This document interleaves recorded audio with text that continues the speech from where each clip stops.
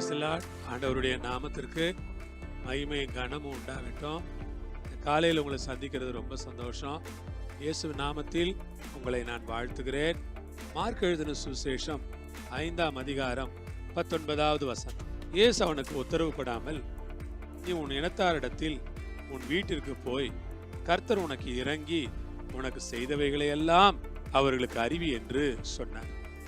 அன்பான தேவ ஜனமே, பாருங்க, ஆண்டவர் பிசாசு பிடிச்ச ஒரு மனுஷன்ட்ட பேசுறார். முதல்ல பிசாசை துரத்தினார். அவங்கிட்ட பிசாசு இருந்துச்சு. அந்த பிசாசை இயேசு நாமத்துல விரட்டினார். இயேசு அந்த பிசாசை விரட்டினாரு. விரட்டப்பட்ட பிறகு அவர் சொல்றாரு, அவன் சுகமடைஞ்சி இயேசுனுடைய பாதத்துல வஸ்திரம் தரிச்சு ரொம்ப அழகா உட்கார்ந்துருந்தான். இதுக்கு முன்னால அவன் உட்காரவே மாட்டான். ஒரே ரெஸ்ட்லெஸ்ஸா சுத்திக்கிட்டே இருப்பான். ரட்சிக்கப்பட்டவங்களுக்கும் ரட்சிக்கப்படாதவங்களுக்கு இருக்கிற வித்தியாசம் என்னன்னா, ரட்சிக்கப்படாதவங்க ஆண்டவர் பாதத்துல 5 நிமிஷம் கூட உட்கார மாட்டாங்க. ஓடியாந்துக்கிட்டே இருப்பாங்க. ரட்சிக்கப்பட்டவங்க இயேசுவின் பாதத்துல உட்காருவாங்க. அவன் ரட்சிக்கப்பட்டுட்டான், இயேசுவின் பாதத்துல உட்கார்றான், வஸ்திரம் எல்லாம் போட்டிருக்கிறான், நல்லா இருக்கிறான், பார்க்கறதுக்கு அழகா இருக்கிறான். அதுக்காக ஆண்டவருக்கு ஸ்தோத்திரம். அப்படிப்பட்ட அவன், பைபிள் சொல்லுகிறது, அவன் வஸ்திரம் எல்லாம் போட்டிருந்தானா, அவன் ஒரு வித்தியாசமான நிலைமைக்கு வந்துட்டான். அவன் கேட்கிறான், ஆண்டவரே, இவ்வளோ பெரிய சுகம் கொடுத்தீங்க, உங்க கூடயே நான் வந்து நீங்க செய்யற ஊழியத்துல நானும் பங்கெடுத்துக்கிறேன், என்ன உங்க கூடயே வச்சுக்கிறீங்களா அப்படின்னு அவன் கேட்கிறான். அப்போ ஆண்டவர் சொல்றாரு, இல்லப்பா, அது உனக்கு, அந்த ஊழியம் உனக்கு இல்லை. நீ உன் இனத்தார் இடத்துக்கு, உன் வீட்டுக்கு போ.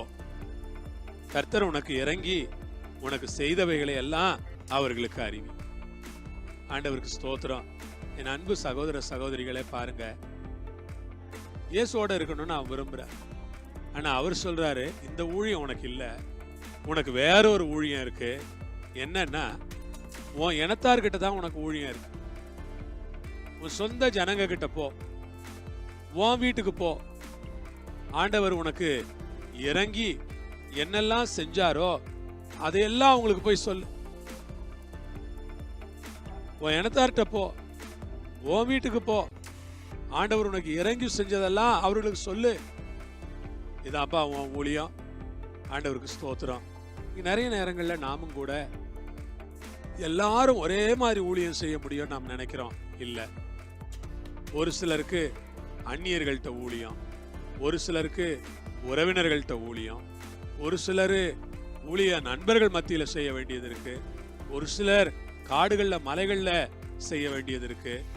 ஆண்டவர் நமக்கு செய்த நன்மைகளை எங்கெல்லாம் சொல்ல வாய்ப்பு கிடைக்கிறதோ அங்கெல்லாம் வாய் திறந்து நாம் சொல்வதற்கு ஆண்டவர் நமக்கு உதவி செய்வாராக.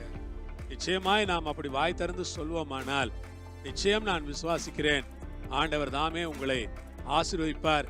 உங்க மூலமா நிறைய பேர் ரட்சிக்கப்படுவாங்க, ஆண்டவரை ஏற்றுக்கொள்வாங்க. நீங்க ஒரு ஆண்டவருடைய பிள்ளையா இருப்பீங்க. ஜெபம் பண்ணலாமா? ஆண்டவரே, இந்த நேரத்துக்காய் ஸ்தோத்திரம். இந்த வேளையிலேயும் கூட எங்களை நீர் இந்த மனிதனை போல எங்களுக்கென்று நீர் கொடுத்த ஊழியத்தை, கொடுத்த காரியங்களை நிறைவேற்ற எங்களுக்கு கிருபை கொடுத்து சாட்சியாய் நிறுத்த வேண்டும் என்று நாங்கள் ஜெபிக்கிறோம். கரங்களை ஒப்பு கொடுக்கிறோம், பொறுப்படுத்தருளுங்க, வழி நடத்துங்க. இயேசுவின் மூலம் ஜெபிக்கிறோம் பிதாவே. ஆமென், ஆமென். கர்த்தர் உங்களோடு இருப்பார், உங்களை ஆசீர்வதிப்பார். ஆண்டவருக்கு ஊழியம் செய்யுங்க. ஆமென்.